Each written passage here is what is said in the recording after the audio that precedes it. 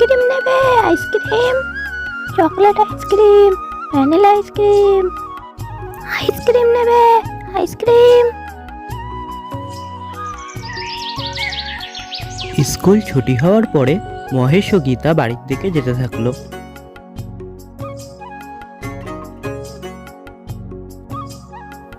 বাড়ি যেতে যেতে রাস্তায় তারা আইসক্রিমের গাড়ি দেখলো। কি আইসক্রিম দেবো বাবু, চকলেট না ভ্যানিলা? আমাদেরকে দুটো চকলেট আইসক্রিম দাও। এক্ষুনি দিচ্ছি বাবু, দাঁড়াও। আচ্ছা, কত টাকা হয়েছে তাড়াতাড়ি বলো, আমাদের আবার বাড়ি যেতে হবে। তোমাদেরকে কোনো টাকা দিতে হবে না, তোমরা বাড়ি যাও। আর শোনো, রাতের বেলা এসো, রাতে আমি তোমাদের আইসক্রিমের পাহাড়ে নিয়ে যাব, যেখানে অনেক আইসক্রিম আছে। আসবে তো? আমি এখানেই তোমাদের জন্য দাঁড়িয়ে থাকবো, ঠিক আছে?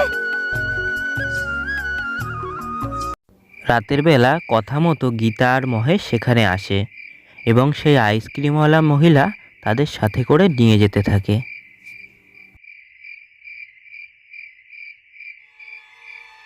এটা কোথায় নিয়ে এসছো তুমি আমাদের?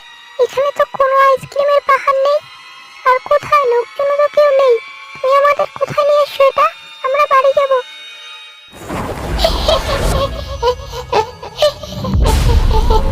তোদের কোথায় নিয়ে এসছি তোরা জানতে চাস? তোদের আমার টেরাই নিয়ে এসছি। এবার আমি তোদের মেরে তোদের রক্ত খাবো। এরপর তারা দুজন সেখান থেকে পালিয়ে যায় এবং গিয়ে পাশের একটা মন্দিরে মা কালীকে ডাকতে থাকে।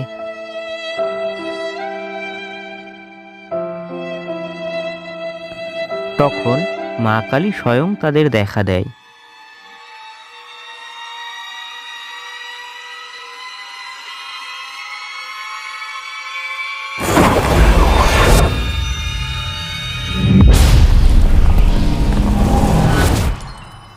এরপর মা কালী সেই পেতনির কাছে যায়। তুই আমার ভক্তদের কেন ক্ষতি করতে চেয়েছিস? তুই ছেড়ে দে ওদের, নাহলে এর ফল কিন্তু ভালো হবে না। আমি ওদের মেরে ওদের রক্ত খাবো বলে এখানে নিয়ে এসেছি মা। তুমিও আজ ওদের বাঁচাতে পারবে না, ওদের আমি মেরে রক্ত খেয়েই ছাড়বো। তুমি চলে যাও এখান থেকে মা।